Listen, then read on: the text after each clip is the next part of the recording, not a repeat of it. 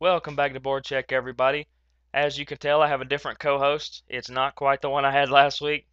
This is actually Big Board. Big Board will be joining us a lot of times in the studios whenever he's available. And right now, he's actually giving a shout out to Crosby and Ovechkin. Now, apparently, he's big fans. He probably follows them on Twitter.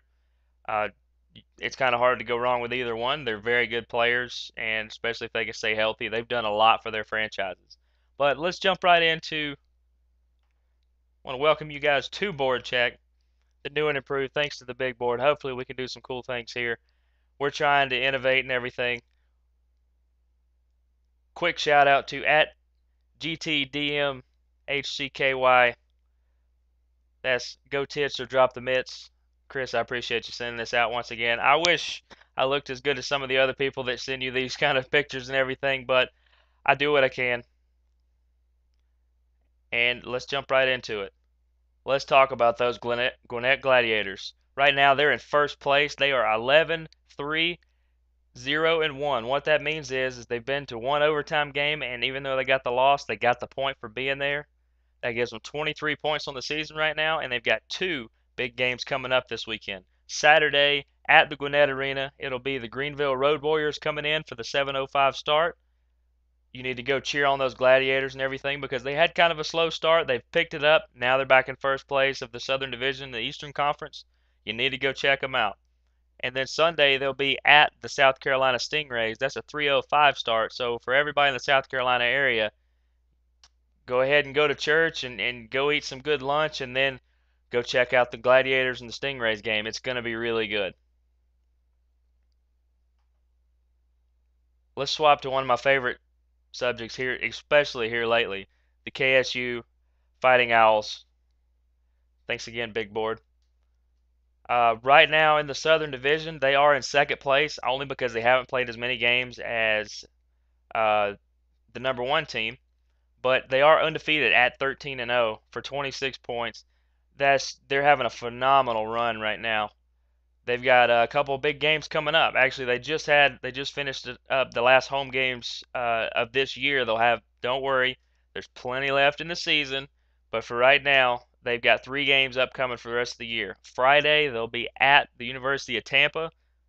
Saturday, they'll be at Florida Gulf Coast Community College, and Sunday they'll be at Florida Gulf Coast as well. If you're in the general area down there, I know I wish I was down there right now. You need to go check them out. KSU is doing some great things. They've got some killer players. Just their effort is always at 110%. But let's go to our social media shout out. I don't know if you can read it all that much, but at ProV20, that's Patrick Provencher. Once again, you may be correct. He was our co-host last week, but before he left the taping, he dropped us off a little social media shout out as far as a question he wanted answered.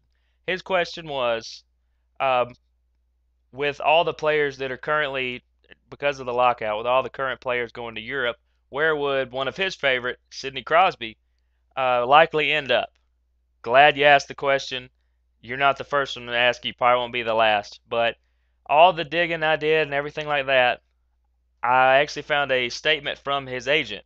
And his agent said, due to all the injuries that Sidney has gotten, especially the head injuries, they're going to require, I believe it's 40,000 a week for a team to ensure his health and safety when he plays over in a European league. So as far as which team would he play for, that would be nobody. He is more than likely none of these teams have that kind of money just to insure him, let alone what his contract could be just to play for a few games. So Sidney Crosby fans, you're just gonna have to sit back and wait for the lockout to be over. I know I'm excited to see him back.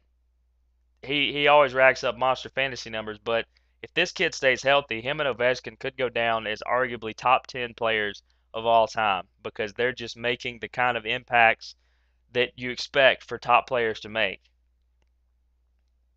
But we'll have to stay tuned for more to see.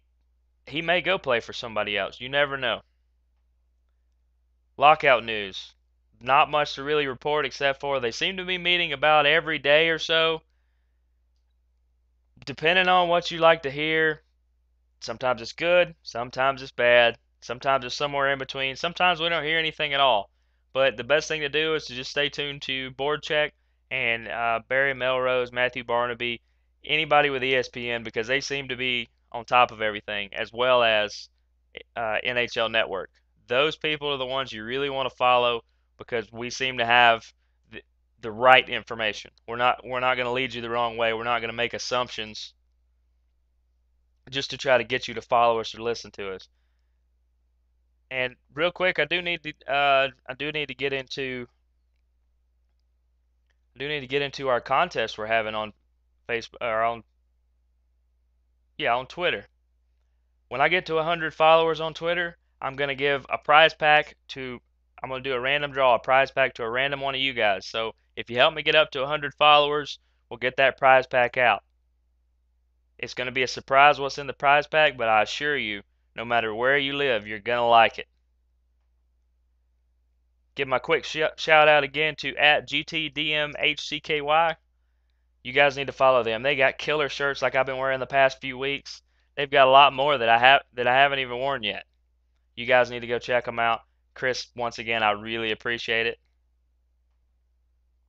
And as always, for all your KSU updates, you can follow me at the Impact 99, or you can follow us at the show at Board Check. We'll see you guys next week.